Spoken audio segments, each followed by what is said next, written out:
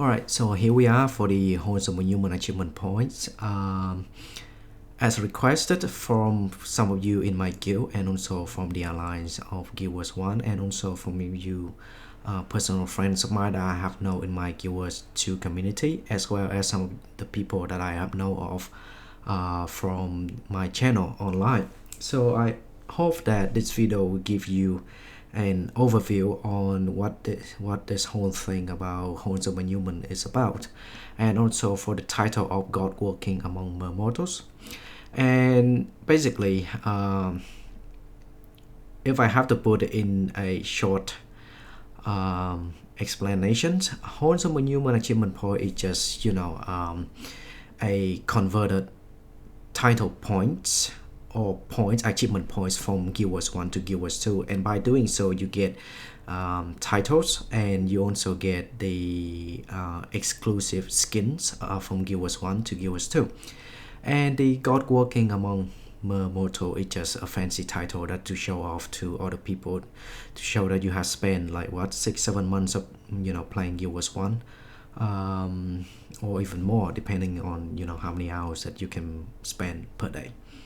So that's pretty much it for an overview. Now let me just go over to the table of content for this video, and please keep that in mind that this video is quite lengthy, and so because of that I'm going to divide this video into several parts, and I'm going to put it into a playlist so you can have a look at each individual video for certain parts, that it's easier for you to navigate through it, because you already done the other one, so you're moving on to the next one without having to watch the whole like 3 hours video or whatever that is, whatever that this video is going to be. So let's get started.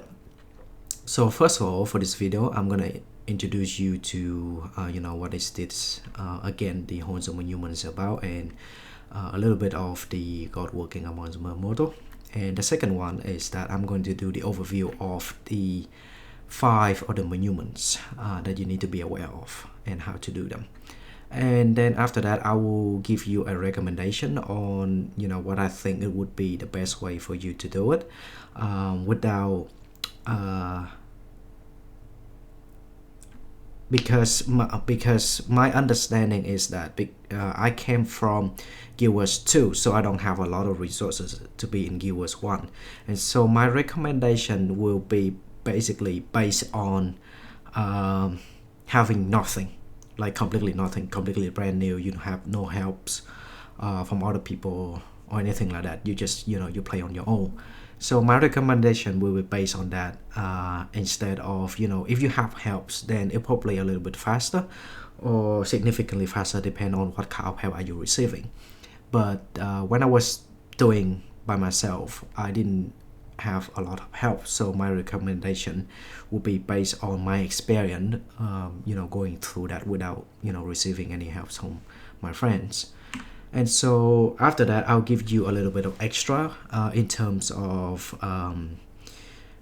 if you want to be getting maximum amount of the wholesome human achievement points, and I will explain that in a little bit more detail when we get to it. And finally I will wrap things up, and then after that I will give you some of the playlists of my other dungeons or speed clears and speed runs, or other things that it can help you with your journey, and I will also explain that in a little bit more detail afterward. So let's get started into it, shall we? So for the introduction of the wholesome human, what it does is that it is a reward. Again, it's a reward for Guild Wars 1 player to transfer it to Guild Wars 2. And there are 50 points in total, and the rewards consist of skins and titles, as I already mentioned earlier in my introductions. And also the reward meter track starting from 0 to 30 points for the skin and for the title, but from 30 points to 50 points only the wholesome humans only reward you with the titles and no extra skin from 30 points onwards. So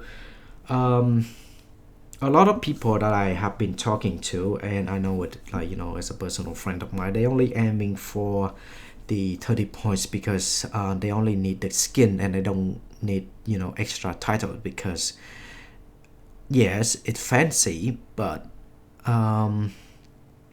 the effort that you spend into getting 50 or 50 points for whole of the monuments might not be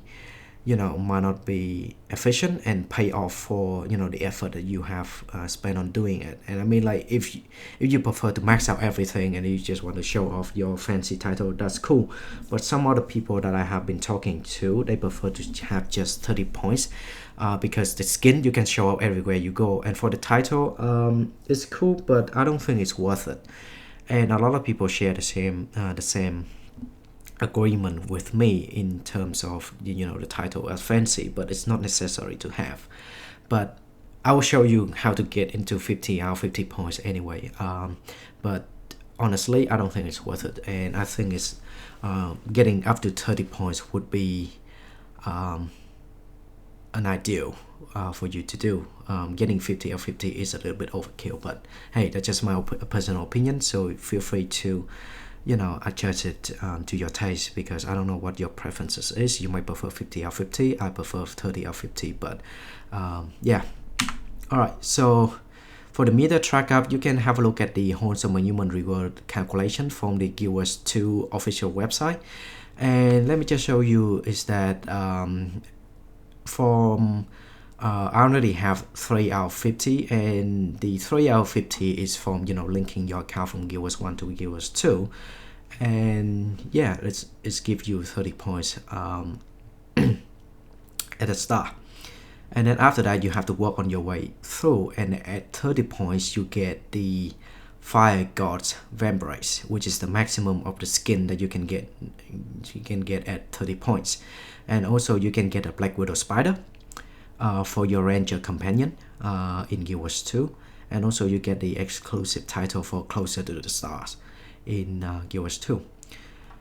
And for 30 out of 50 points, at the maximum you can get a Champion of the Gods, but again, I don't think it's worth it unless you want to spend like a year playing Guild Wars 1, or well, depending on how many hours you can spend per day, but usually people spend about nearly a year for them to get 50 out of 50 points. That's including working from like 8 to 5 every day, and you spend about 3 or 4 hours every evening or so to play the game. But hey, you might be able to get it in like 3 to 6 months, if depending on how many hours that you spend per day playing. So it's very subjective, and I'm just giving you an estimation of how many months that you are looking for. You're looking forward to spend, like, if you want to have this kind of achievement. Alright, so for the next one, we are going through some of the monuments, and I will explain to you what exactly is the monuments and what required. And there are 5 monuments in total: Devotion, Fellowship, Honor, Resilience, and Valor. Now for the Devotion, this one will be miniatures, and what the miniature does is that it will the monument will require you to display some of the mini pets in the game, and by the time that you purchase from some other people, or you do quests and get them, when you display the miniature onto the Devotion, you get a points for that. And obviously I will cover each of them in a more detail in separate video parts. And for the Fellowship, now in Guild Wars 1, it's different from Guild Wars 2 at the time of filming this, because from my understanding that I have been talking with a lot of veterans from Guild Wars 1, they told me that back in the day there was no heroes in Guild Wars 1.